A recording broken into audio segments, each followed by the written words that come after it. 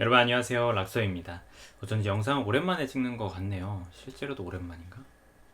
제가 지난번에 이 중고서점에 다녀온 영상 보셨나요?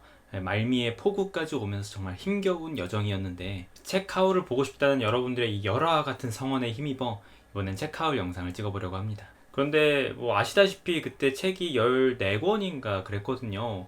그러니까 이거를 하나하나 하울을 하려면은 정말 시간이 이만큼 걸릴 것 같아요. 그래서 오늘의 책하울의 특징은 타임어택 느낌으로 해보려고 합니다. 한마디로 지체하는 시간 없이 바로바로 빠르게 넘어가서 14권을 한 편집해서 한 20분 안쪽으로 가능할까요? 우리? 그때 한번 빠르게 촬영을 하고 편집도 해보도록 하겠습니다. 지금 이럴 시간이었거든요. 빨리 소개를 하도록 하겠습니다.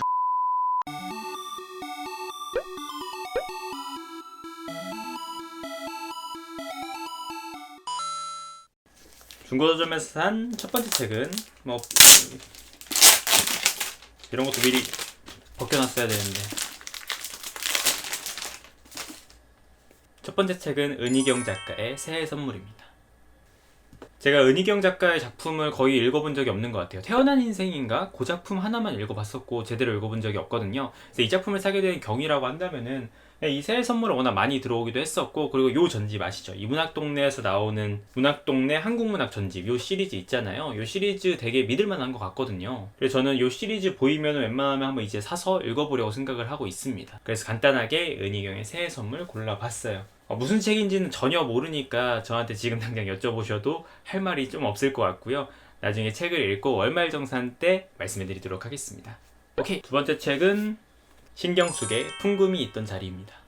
이 문학가지성사에서 나오는 소설 명작선 시리즈, 이 시리즈 역시 제가 믿고 사는 시리즈 중에 하나입니다. 한국 문학을 읽고 싶으시고 그리고 좀 걸출한 작품들을 읽고 싶으시다 하실 때에는 이 문지에서 나오는 소설 명작선이 상당히 좋은 선택이 돼요. 뭐 광장을 비롯해서 정말 유명한 작품들이 많이 껴있기도 하고요. 다만 이 문지에서 나오는 소설 명작선 같은 경우는 좀 옛날 작가들이 옛날 작품들이 많다는 게 특징이긴 한데, 좀 올드한 감이 있다고 하더라도 여러분 실제로 원로 작가의 글들을 읽어보시면 정말 좋습니다.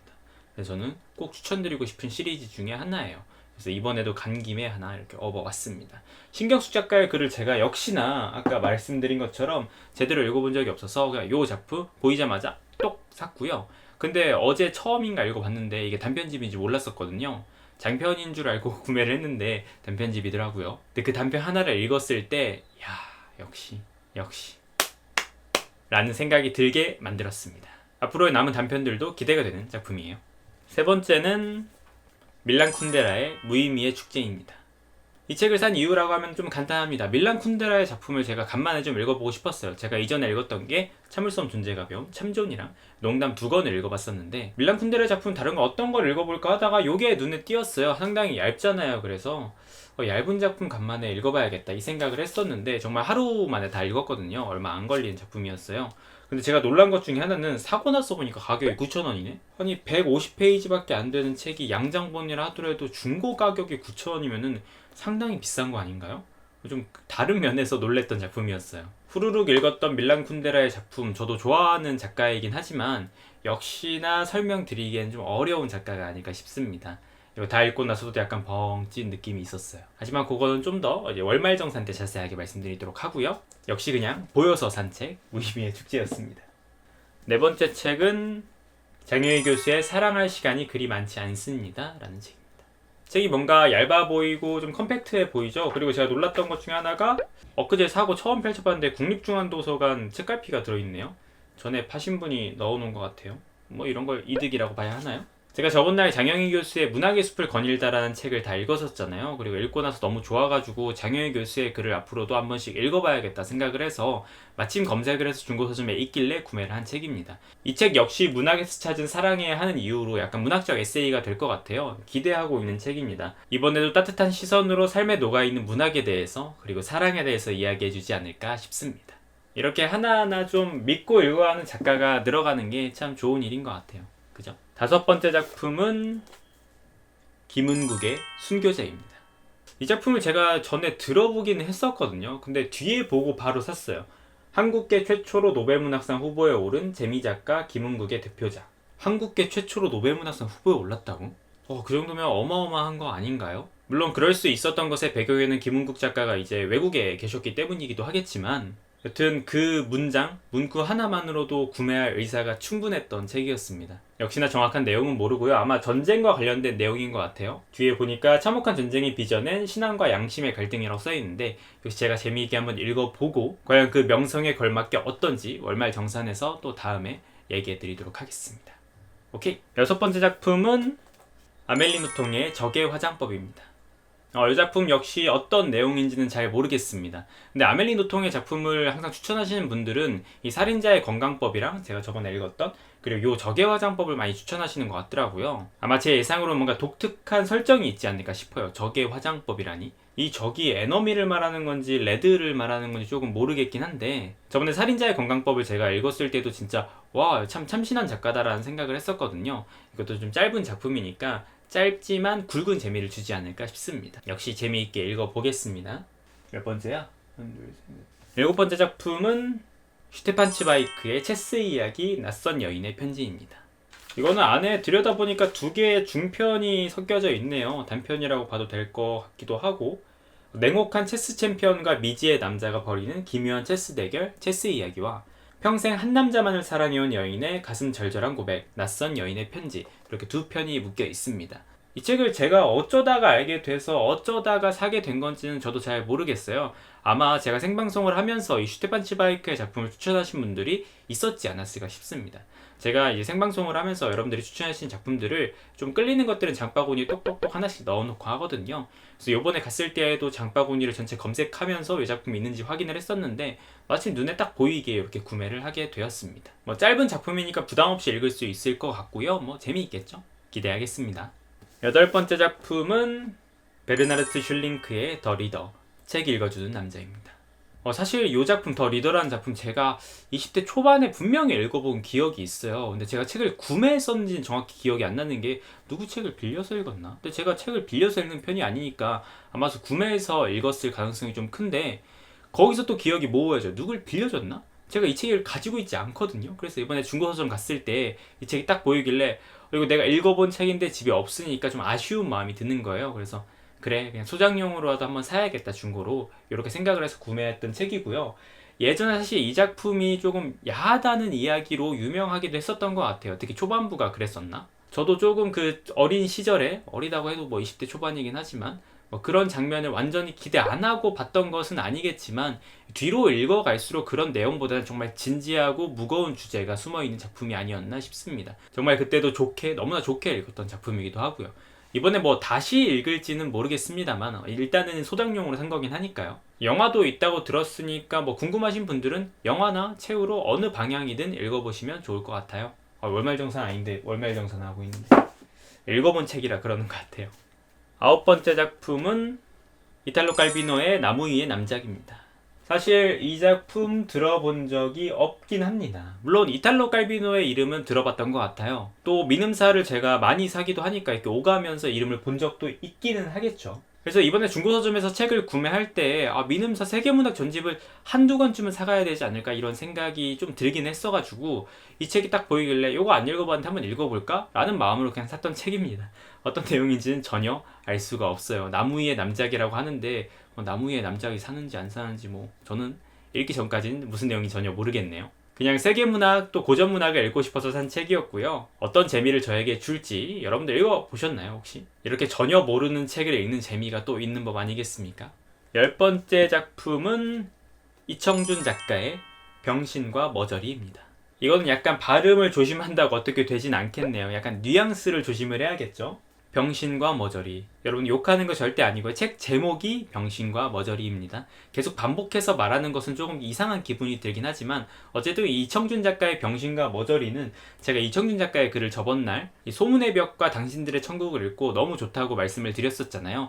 역시 원로 작가다. 그만한 대우를 받고 문단 내에서 평가를 받는 데는 이유가 있구나 싶었던 작품들이었거든요.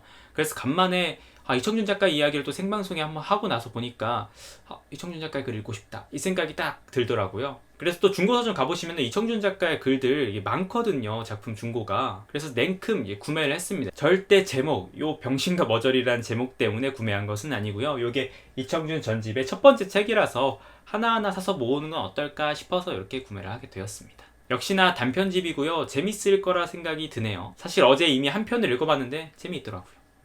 그리고 이어서 11번째 작품도 이청준 작가의 작품인데 요거 비닐을 먼저 벗겨야겠네요. 아니 시간 없는데 이런 거 미리 좀 벗겨놓을걸. 야 이거 또 왜 이렇게 안 벗겨져? 뭐 시간이 없다는 게 제 시간뿐만 아니라 여러분들도 바쁘신 삶을 살고 계시지 않겠습니까? 그런 거로 11번째 작품은 이청준 전집 두 번째 매잡이라는 작품입니다. 역시나 단편집이고요. 아마 겉에 있는 뭐가 있었나? 근데 뭐 없어진 것 같아요. 살짝 책이 뜯어져 있기도 하네요. 근데 뭐 중고니까 어쩔 수 없긴 하죠. 5,700원에 구매를 한 거니까 완벽한 상태를 바라는 것은 무리가 있었겠죠.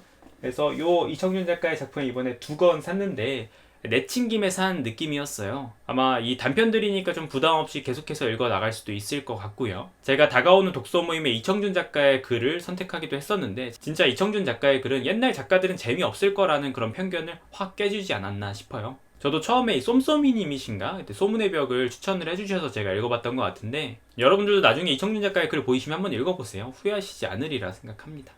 이렇게 2권이 끝났고 12번째 작품은 아고타 크리스토프의 존재의 3가지 거짓말입니다. 이거 상당히 책이 두껍지 않나요? 거의 500페이지가 되고 책 자체도 판본이 엄청 큰 편이에요. 다른 책이랑 비교해도 약간 얘가 거대하다는 느낌을 받으실 수 있을 것 같은데 이 책은 이제 3개의 중편으로 묶여 있는 것 같아요. 제1부 비밀노트, 제2부 타인의 증거, 제3부 50년간의 고독. 이 제3부의 50년간의 고독은 어쩐지 100년 동안의 고독이 좀 생각이 나긴 하네요. 뭐 정확히 어떤 책인지는 모릅니다만 표지가 상당히 조금 어두운 느낌을 주긴 하죠. 다소 우울한 색채를 가진 책이 아닐까 싶은데 이 책 역시 생방송 때 어떤 구독자분이 추천을 해주셔서 제가 오랜 기간 동안 장바구니에 숙성시키고 담아놨다가 요번에 가서 중고서점에 있길래 구매를 결정한 책입니다. 사실 이 책을 구매할까 말까 좀 고민을 하긴 했습니다. 이미 많은 책을 중고서점에 사놨기 때문에 이 책 약간 무거운데 추가할까 말까 하다가 이게 또 다음번에 오면은 없을 수도 있는 노릇이잖아요. 그래서 그냥 뭐 들고 가는 김에 한 권 더 들고 가자 해서 구매를 했었죠. 약간 저도 어두운 작품 좋아하니까 기대할 만한 작품이 아닐까요? 13번째 작품은 피에르 르메뜨르의 오르부아르입니다. 요것도 만만치 않게 두껍습니다. 이 두께 보이십니까? 거의 몇 쪽이야? 670 정도 되네요. 8,200원. 그래 670쪽 정도면 8,200원 할만 하겠죠. 이 작품 역시도 구독자분의 추천으로 아마 제 장바구니에 들어가 있던 작품이더라고요. 약간 어떤 작품이지? 추리 쪽이라고 들은 것 같긴 하거든요. 그러면 조금 제 마지막 독서를 책임질 만한 책이 되려나? 아니면은 또 추리이긴 하지만 그만큼 무거운 주제를 가지고 있을지 그건 저도 잘 모르겠지만 부디 바라건대 긴 분량이 무색하게 재미가 있어서 후루룩 넘어갈 수 있는 책이면 좋겠네요. 왜냐면 그 외에 다른 작품들 제가 어쨌든 10몇 권을 샀으니까 읽어야 할 것이 좀 많거든요. 물론 천천히 읽어도 좋지만 그 중에 이렇게 좀 재미있는 작품들이 섞여 있으면 또 읽을 때 휴식하는 기분으로 기분이 좋잖아요. 역시 잘 읽어보도록 하겠습니다. 마지막 14번째 작품은 오정희 작가의 유년의 뜰입니다. 요거 역시도 단편 소설집이네요. 그것도 모르고 지금 봤는데 이거 단편이었네. 장편인 줄 알고 샀는데 잘못 샀네. 그러한 전후 배경 지식 없이 이건 또 왜 샀냐라고 물어보신다면은 제 생각에는 이건 약간 연상작용이 있었지 않나 싶어요. 제가 저번날 이제 콜라보를 했고 콜라보 영상도 올라갔었죠. 그래서 세랭님이 그때 책 이야기를 하다가 오정희 작가의 중국인 거리를 추천을 하셨었어요. 그러면 저는 오정희 작가를 제가 아직 안 읽어봤는데 막 이런 이야기를 하다 보니까 중고서점에 갔는데 오정희 작가라는 이름이 보여. 오정희 작가? 들어봤는데 아직 안 읽어봤는데? 그럼 한번 읽어봐야겠다. 게다가 문지의 소설 명작선이야? 그럼 명작이겠지 라는 생각으로 바로 구매를 결정했던 책이었습니다. 어쩐지 요번 구매 중에 좀 단편집이 많긴 하네요. 거의 한 4-5권? 꽤 많은 분량이 단편집이긴 한데 뭐 또 장편들이 모자라면 또 새로 중고서점 가면 되는 건가? 뭐 어쨌든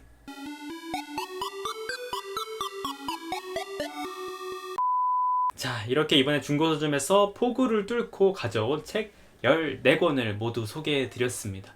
소개란 말을 조금 하기가 뭐하긴 하네요. 그냥 대충 제 맘대로 설명을 하기도 했어가지고. 근데 제가 말씀드린 것처럼 이 하울 영상에서는 사실은 길게 이야기하는 게 조금 무의미한 것 같긴 해요. 왜냐면 저도 모르고 사는 책인 경우가 좀 많기도 하고, 그러니 오히려 이 월말정산에서 읽은 다음에 더 디테일하게 이야기해드리는 게 좋지 않을까요? 물론 월말정산에서도 그렇게 디테일하냐라고 물어보신다면 조금 고개를 갸웃하실 수도 있게 하겠지만요. 어쨌든 14권을 소개할 때 좀 바쁘게 달려서 이렇게 영상을 찍어 보았는데 과연 편집하면 몇 분짜리 영상이 나올지 걱정이 되면서도 기대가 되기도 합니다. 그런데 진짜 이렇게 안 하면은 14권 막 하우 영상 찍고 나면은 막 1시간 가 있는 경우가 허다하거든요. 그럼 저도 힘들고 보시는 여러분들도 힘들고 아닌가요? 여러분들 혹시 안 힘드신가요?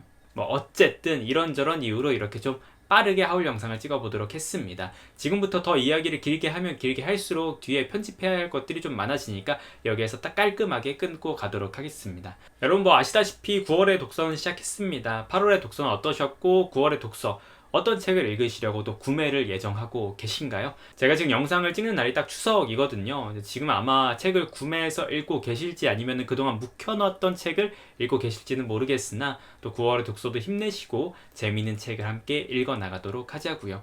중고서점 하울 영상 보시느라 수고 많으셨고요. 이 영상이 재밌으셨다면 구독, 좋아요, 댓글 잊지 마시고요. 저는 또 다음 영상과 생방으로 찾아오도록 하겠습니다. 그럼 안녕.